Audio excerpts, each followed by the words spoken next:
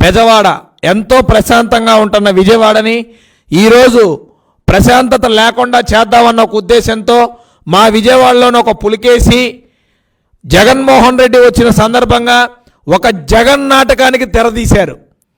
ఎక్కడా లేని విధంగా ఎంతో విచిత్రంగా విజయవాడ ప్రజలనే కాదు యావత్ రాష్ట్రంలోని ప్రజలందరినీ కూడా పిచ్చోళ్ళని చేయాలని ఒక ఉద్దేశంతో ఒక కొత్త జగన్ నాటకానికి తెరదీయటం జరిగింది. ఏంటయ్యా అది అంటే, అసలు నిర్దేశించిన రూట్ మ్యాప్లో కాకుండా ఒక కొత్త రూట్ మ్యాప్ని వాళ్ళ ఎమ్మెల్సీ మార్చమని చెప్పింది ఎవరు? అసలు ఆ రూట్ మ్యాప్ వివరాలు ఎందుకు బయట పెట్టలేదు? రూట్ మ్యాప్ మార్చాల్సిన అవసరం దేనికి వచ్చిందో వైఎస్ఆర్సీపీ నాయకులు ఎందుకు మాట్లాడట్లేదు? ఎటు నుంచి వెళ్ళాలి, ఏ సెంటర్కి వెళ్ళాలో ముందుగా పర్మిషన్ ఇచ్చిన రూట్ మ్యాప్ ఉంది.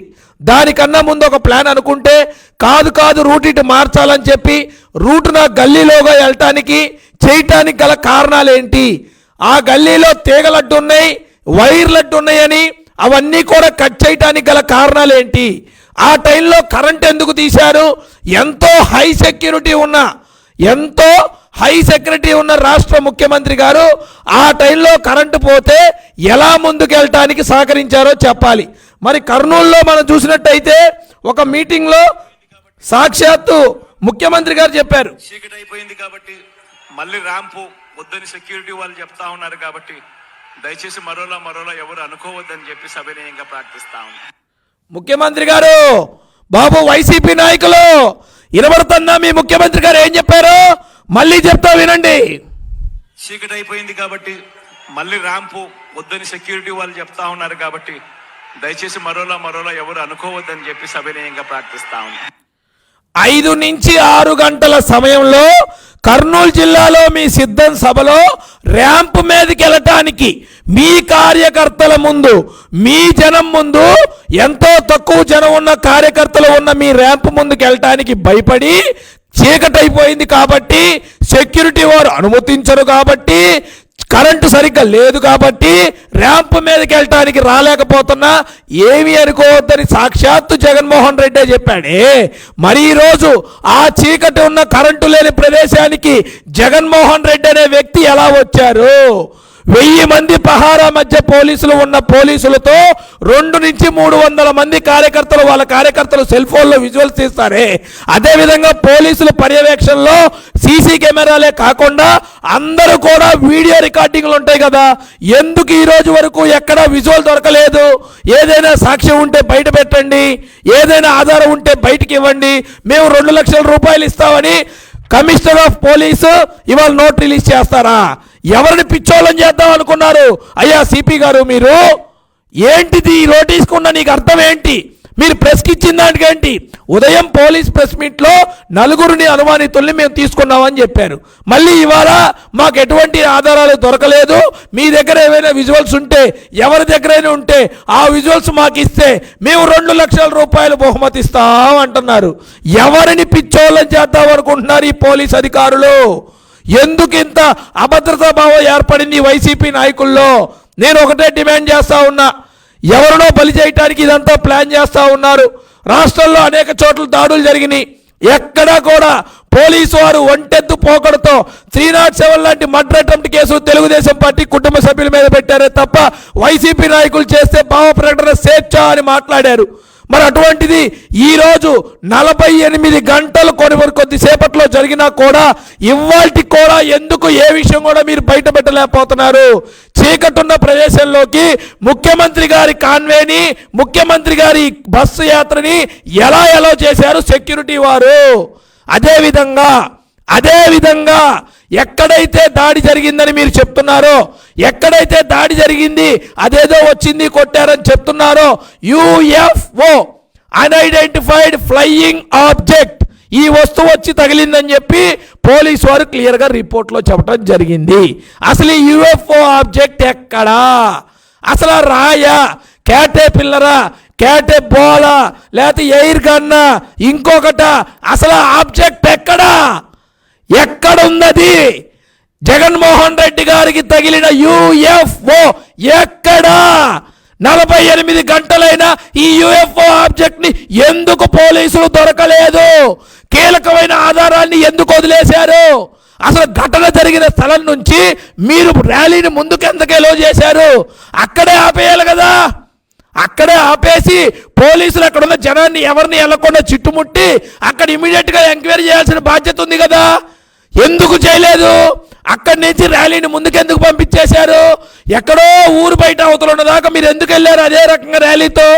ఎవరిని పిచ్చోళ్ళని చేద్దాం అనుకున్నారు? ఎవరిని మాయ చేద్దాం అనుకున్నారు మీరు? అయ్యా రాణా టాటా గారు, మీ గురించి యావత్ రాష్ట్రం తెలుసు. మీరు ఏ విధంగా విజయవాడలోని పౌరులు ఇబ్బంది పెట్టారో, మీరు ఏ విధంగా వన్ సైడెడ్గా ప్రవర్తిస్తున్నారో, మీరు ఏ విధంగా వన్ సైడెడ్గా తెలుగుదేశం పార్టీ కుటుంబ సభ్యుల మీద కేసులు నమోదు చేస్తున్నారో యావత్ రాష్ట్రం కూడా తెలుసు. ఎవరు మొప్పి చేయటానికి ఇవన్నీ చేశారో మీరు తక్షణమే సమాధానం చెప్పాలి. ఈ 2 లక్షల రూపాయలు నగదు బహుమతి ఇచ్చి మీరు ఏమి కోరుకుందాం అనుకుంటున్నారు? ఏం మెసేజ్ ఇద్దాం అనుకుంటున్నారు? ఎవరిని మాయ చేద్దాం అనుకుంటున్నారు? అరే, ఇంతమంది ఉన్న పోలీసులు, ఇంతమంది ఉన్న కార్యకర్తల దగ్గర ఎవరి దగ్గర విజువల్స్ లేవంట. అబ్బాబాబాబాబాబాబా, ఏం చెప్తారండి సమాధానం? ఎవరి దగ్గర విజువల్స్ లేవంట. ఎవరేసారో తెలియదంట. వేసిన వస్తువేదో తెలియదంట. అసలు ఆ వస్తువే లేదట. రాయో, క్యాటే బాలో, క్యాటే పిల్లరో, పుస్సే క్యాటో ఏందో ఎవరికీ తెలియదు. అది వచ్చింది, తగిలింది, బుసుక్కని మాయమైపోయింది. కానీ అది దొరకదు, వేసినోడు దొరకడు, ఎక్కడా సాక్ష్యాలు లేవు.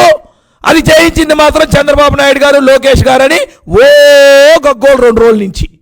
ఏం మాట్లాడుతున్నారా వైసీపీ నాయకులారా, కార్యకర్తలారా? మీకైనా బుద్ధి జ్ఞానం ఉందా? ఏమైనా ఆలోచించి మాట్లాడుతున్నారా? ఆలోచించకుండా మాట్లాడుతున్నారా? మీ పక్కన ఉన్న వాళ్ళు ఎవరు? మీ పోలీసులు ఎవరు? మీ ఇంటెలిజెన్స్ విభాగం ఎక్కడ? సిబిసిఐడి ఎక్కడ? ఎక్కడున్నారు వీళ్ళంతా? మీ కార్యకర్తల బలం ఎక్కడ? మీ రోప్ పార్టీ ఎక్కడ? మీ కెమెరా విజువల్స్ ఎక్కడ? ఎందుకు ఇవన్నీ ఈ రోజు కూడా బయట పెట్టలేకపోతున్నారు? చీకటిగా ఉన్న ప్రదేశంలోకి ఎందుకు బస్సు యాత్రను ఎలో చేశారు? సంఘటనా స్థలం జరిగిన దగ్గర నుంచి ముందుకు ఎందుకు కొనసాగించారు? ఐడెంటిఫై చేసేదాకా చుట్టూ ఏరియాని బ్లాక్ చేసి మీరు అప్పుడే ఎందుకు ఐడెంటిఫై చేయలేదు? కేవలం అక్కడ ఉన్న సాక్ష్యాలని విధ్వంసం చేయటానికే ఇదంతా కూడా చేయటం జరిగింది. అక్కడి నుంచి బస్సు యాత్రను ముందుకు తీసుకెళ్ళిపోయి అందరూ వెళ్ళిపోయిన తర్వాత ఇప్పుడు సెల్ ఫోన్ కవర్ రివర్ చేస్తున్నాం, సెల్ ఫోన్ టవర్ నుంచి మేము ఐడెంటిఫై చేస్తున్నాం, మీ దగ్గర ఎవరి దగ్గరైనా విజువల్స్ ఉంటే ఇవ్వండి. ఏంటా ఇది? నాకు అర్థం కాదు. ఎవరిని ఏం చెప్దాం అనుకుంటున్నారు? ఎలా చేద్దాం అనుకుంటున్నారు? ఇది చాలా దుర్మార్గం. ప్రజాస్వామ్యాన్ని పరిరక్షించాల్సిన పోలీసులే ఈ విధంగా ఒంటెత్తు పోకడతో వెళ్తూ ఉంటే ఇది చాలా బాధాకరమైన అంశం. ఇంకొక విషయం, మా బెజవాడ పులికేసి ఇతను 1 టౌన్లో గెలవడం చెప్పి తరిమేశారు 2 టౌన్కి. ఇతను వచ్చి 2 టౌన్లో పడ్డాడు. ఉండేది ఇంత, చేసేది బోల్డ్ అంతా. ఇతను సహజంగా ఆర్యవైశ్య సంఘాలు వాళ్ళు ఏదైనా మీటింగులు పెట్టుకొని వాళ్ళ డబ్బులతో వాళ్ళు కార్యక్రమాలు చేస్తే ఎబ్బెబ్బే నేను ఒప్పుకోను, నా ఫోటో ఇవ్వాలి, నా పేరు ఉండాలని చెప్పి కార్యక్రమం ఆఖరి మినిట్ దాకా ఇన్విటేషన్ మార్పిచ్చైనా అతని పేరు వేయించుకొని అతను పిలిపించుకునే స్వభావం కలిగిన వ్యక్తి మా వెల్లుల్లిపై. అటువంటి వెల్లుల్లిపై నిన్న చేసిన డ్రామా చూస్తే అబ్బాబాబాబాబాబాబాబా, ఏం డ్రామా అండి. ఒక రాయంట యుఎఫ్ఓ అన్ఐడెంటిఫైడ్ ఫ్లయింగ్ ఆబ్జెక్ట్ ఎగురుకుంటూ వచ్చి సీఎం జగన్మోహన్ రెడ్డి గారికి తగిలిందంట. అదే రాయి గిరగిర తిరిగి అంతకన్నా రెట్టింపు ఫోర్స్తో మా వెల్లంపల్లి కంట్లోకి వెళ్ళిపోయిందంట. ఆ తర్వాత కాలు మీద పడ్డదంట. సీఎం గారు వేసుకున్న ప్లాస్టర్ ఎంత, మా ఓడు వేసుకున్న ప్లాస్టర్ ఎంత, అసలు ఏంటో తెలీదు. ఈ ప్లాస్టర్ల తతంగం ఏంటో తెలీదు. ఆయనే మించిపోయాడు జగన్మోహన్ రెడ్డి డ్రామా కంటే, మా ఓడు అంతకన్నా మించిపోయాడు. ఇతని విధానానికి ఆస్కార్ అవార్డు వేయాల్సిన అవసరం ఉంది. ఇతను షోమేదాల్ కార్యక్రమాలకి అందరూ కూడా ముక్కును వేలేసుకుంటున్నారు. ఇతను ఓడిపోతారనే సంగతి ఇతనికి తెలుసు. ఇతను ప్రజలు చేదరించుకుంటున్నారన్న సంగతి వీళ్ళిద్దరికీ తెలుసు. ఏదో ఒక హైడ్రామా క్రియేట్ చేయాలని, ఏదో ఒక అలజడి క్రియేట్ చేయాలని ఈరోజు విజయవాడ ప్రజలు, హ్యాపీగా ఉన్న విజయవాడ ప్రజల మధ్యలో ఇటువంటి గందరగోళం సృష్టించే ప్రయత్నం చేశారు. ఇది ప్రజలందరూ కూడా గమనించాల్సిన అవసరం ఉంది. అంతేవిధంగా రూట్ ఎందుకు మార్చారో, చీకటి ప్రదేశాల్లో మేము వెళ్ళమని ముఖ్యమంత్రి స్వయంగా చెప్పిన సందర్భాలు ఉన్నాయి. మరి అటువంటిది ఇక్కడ చీకట్లోకి ఎందుకు వెళ్ళారు? కెమెరా విజువల్స్ ఏమైనాయి? సీసీ కెమెరా విజువల్స్ ఏమైనాయి? మీరే బస్సు యాత్ర వస్తుందని కేబుల్స్ కట్ చేశారు. బస్సు యాత్రకు అడ్డమని మళ్ళీ ఈరోజు విజువల్స్ కావాలంటే ఎక్కడి నుంచి వస్తాయి సార్? ఎక్కడి నుంచి వస్తాయి? నిఘా పెట్టాల్సింది మీరు కదా. ప్రజలు అదే పనిలో ఉంటారా? మీ నిఘా ఏమైంది? దీన్ని ఖచ్చితంగా 100% చెప్తున్నా. ఖచ్చితంగా ఎలా అయితే అయేషా మీరా హత్య కేసులో ఒక సత్యంబాబు అనే వ్యక్తిని బలి చేశారో, కోడికత్తులో సీను అనే వ్యక్తిని బలి చేశారో, ఈరోజు ఈ సంఘటనని బేస్ చేసుకొని మరొక యువకుడిని ఎవరినో బలి చేయబోతుంది ఈ పోలీస్ వ్యవస్థ. మాకు మీ ఎవరి మీద నమ్మకం లేదు అనే ఏ రాజకీయ పార్టీకి మీ మీద నమ్మకం లేదు. బహుశా వైసీపీ రాజకీయ పార్టీకి ఉండొచ్చేమో, మీరు కూడా అన్అఫీషియల్ రాజకీయ పార్టీ కార్యకర్తల నాయకులే కాబట్టి. కొంతమంది పోలీస్ అధికారులు అత్యుత్సాహం ప్రదర్శించి కొంతమందిని బలి చేయడానికి స్కెచ్ చేయటం జరిగింది.